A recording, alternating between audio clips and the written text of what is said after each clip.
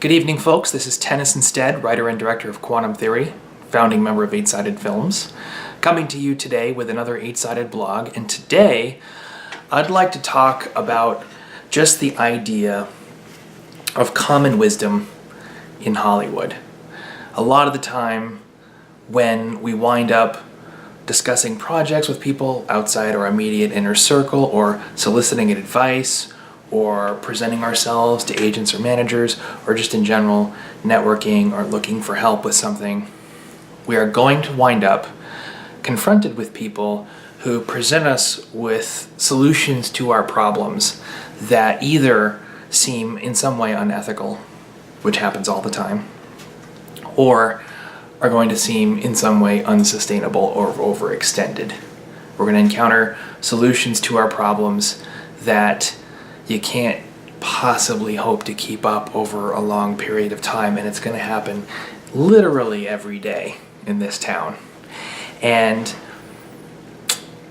the problem with that is that more often than not, when we are presented with these kinds of ideas, we're presented because we asked for advice in the first place, or because we were looking for help, or because we were looking for some kind of partnership, and the person telling us these things is an authority figure. Obviously, we all want to trust our authority figures. When we go looking for help from someone, we want to know that that person is trustworthy and that they're going to offer us the kinds of solutions that we can actually implement. And one thing that I am constantly urging folks who come to Los Angeles looking for careers in film, whether they be actors, whether they be directors, or whatever the case, urging them to consider is the idea that they are authority figures. If you've been acting since you were 10 years old, or 12 years old, or even younger maybe, you come to Los Angeles at the age of 22, then you've got 10 years of experience in this business. And ultimately, the reason why you've developed the habits you have is because they're effective and they work. The reason why you've been taught certain things, and the reason why those things have served you well during show after show after show, is because they're valid tools for risk mitigation. Ultimately, they help make sure the show goes up, and they help make sure the show is better than it otherwise would be. And whenever we encounter folks like agents or managers or even directors or producers who are showing up in Los Angeles and offering all this advice, even if they have jobs that empower them financially, even if they work for recognizable companies, they may not actually have that much experience in the business. You may actually be more experienced than they are.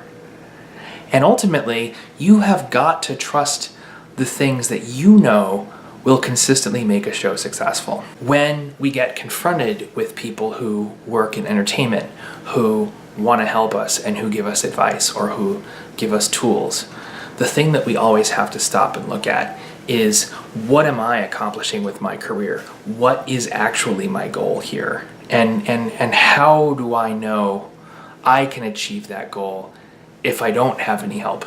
What systems am I going to use, and what tools am I going to use if nobody gets involved? How am I going to build my own thing? How am I going to pursue this myself?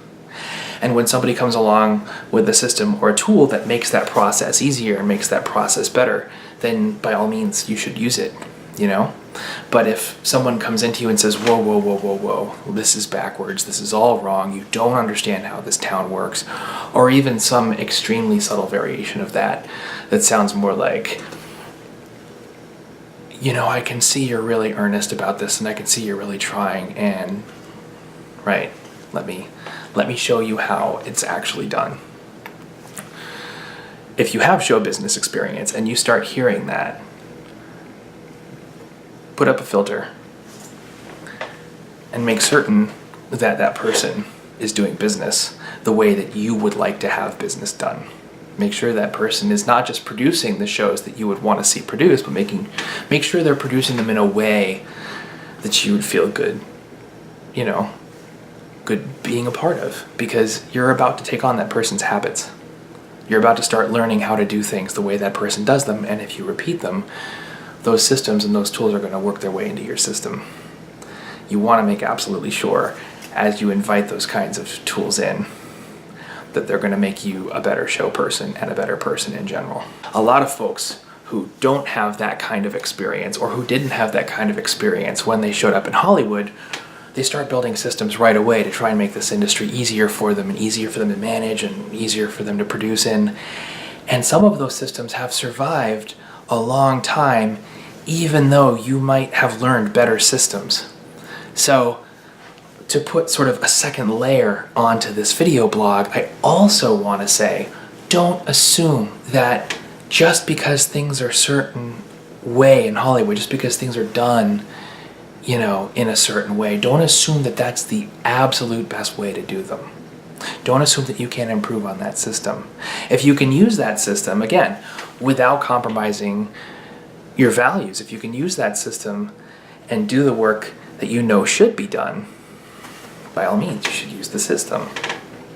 But if that system compromises the quality of what you're doing, or if it compromises the ethics and integrity of what you're doing, then you owe it to the people who don't know better to build a better one, to build a better system, and get that system working instead. Sometimes common wisdom in Hollywood is the product of people who came into this town from other industries looking for solutions that are frankly easy and simple and straightforward and fast, and who don't understand necessarily what makes a show good or what makes a show worthwhile or how to take care of this community. They threw these systems up to make life easier for themselves, and then other people started using them, and a generation or two later, they've become institutions. Some of the systems that we get presented with work in that way. So don't assume that just because things are done a certain way, that's the way that they should be done. That's just the way that certain people are doing them. Take a look at how those systems affect the integrity of your work. Take a look at how those systems affect the sustainability of your work, meaning, is this reasonably a way that people will keep getting paid? Can we keep the industry running if we keep doing things in this manner?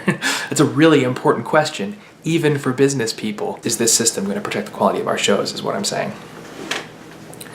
If the answer isn't yes, don't be afraid to walk away, thank people for their time, and do something better. It's always acceptable to do something better. That's the end of this blog. Thank you very much for your time.